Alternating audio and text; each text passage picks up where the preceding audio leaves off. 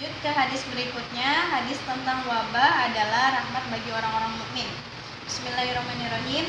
Hadatsana Ishaqu akhbarana Habbanu hadatsana Daud bin Abil Furati hadatsana Abdullah bin Buryadah an Yahya bin Yamar an Aisyah zaujin Nabi sallallahu alaihi wasallam annaha akhbarathu annaha sa'alat Rasulullah sallallahu alaihi wasallam anit ta'uni fa akhbaraha Nabi sallallahu alaihi wasallam annahu kana adaban yab'athuhu Allahu ala man yasha'u faj'alahu Allahu rahmatan lil mu'minin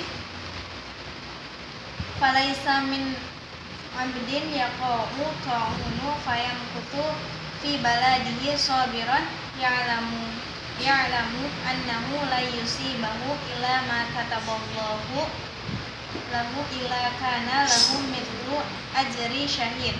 Rawahu Bukhari. Artinya, menceritakan kepada kami Ishaq, mengabarkan kepada kami Habban, menceritakan kepada kami Daud bin Abi al-Furat, menceritakan kepada kami Abdullah bin Buraidah dari Yahya bin Yamar dari Aisyah istri Rasulullah SAW. Ia memberitahunya bahwa dirinya pernah bertanya kepada Rasulullah perihal taun, wabah penyakit.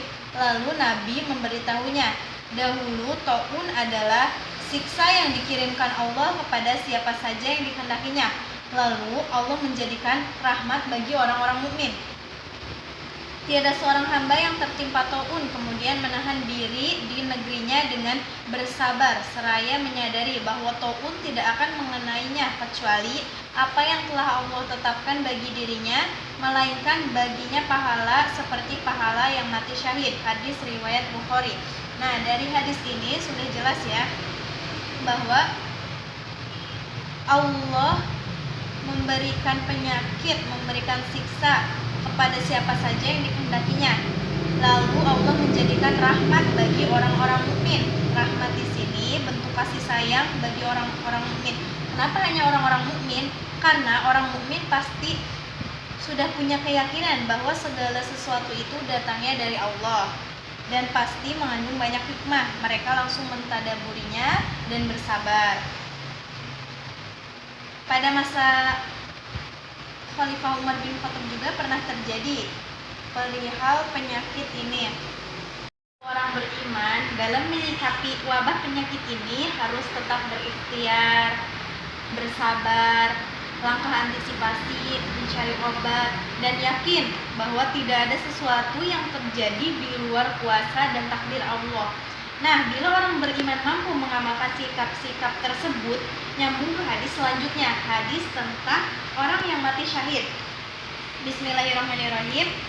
Hadatsani Zuhair bin Harbi, hadatsana Jarirun an Suhaili an Abi Hurairah qala Rasulullah sallallahu alaihi wasallam ma ta'udduna syahidu fikum qalu ya Rasulullah man kutila fi sabilillahi fahuwa syahidu qala inna syuhada'a ummati idza laqalil qalu faman hum ya Rasulullah qala man kutila fi sabilillahi fahuwa syahid wa man mata fi sabilillahi fahuwa syahid wa man mata fi ta'unu fahuwa syahid wa man mata fil batni fahuwa syahid wal ghariqu syahid. Rawahu Muslim.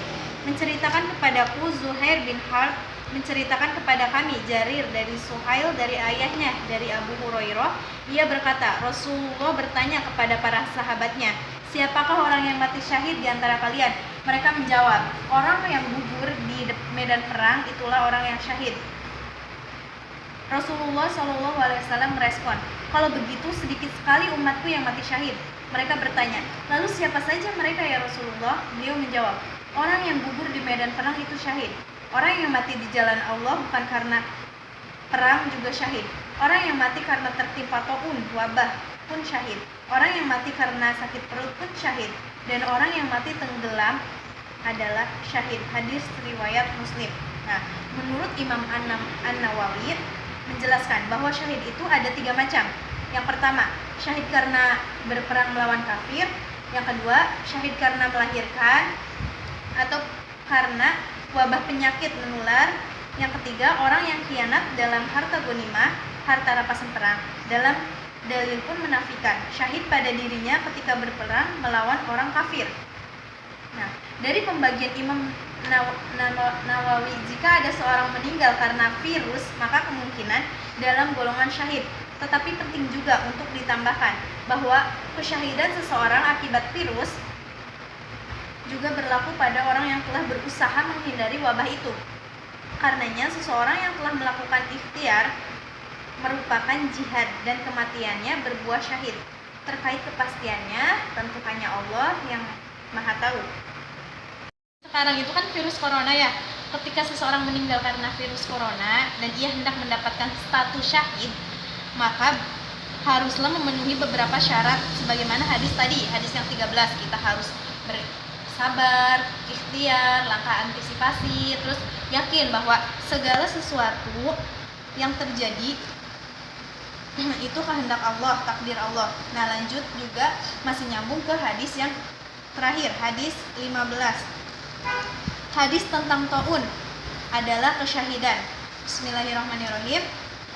Hadatsana Hamid bin Umar al-Bakrawi, hadatsana Abdul Wahid yakni bin Ziyadah, hadatsana Asimun an Hafsatu binti Syria qala li Anas bin Malik bima mata Yahya bin Abi Amrata qalat qultu bi ta'un qalat qala Rasulullah sallallahu alaihi wasallam at-ta'unu syahadatu likulli muslim, rawahu Muslim.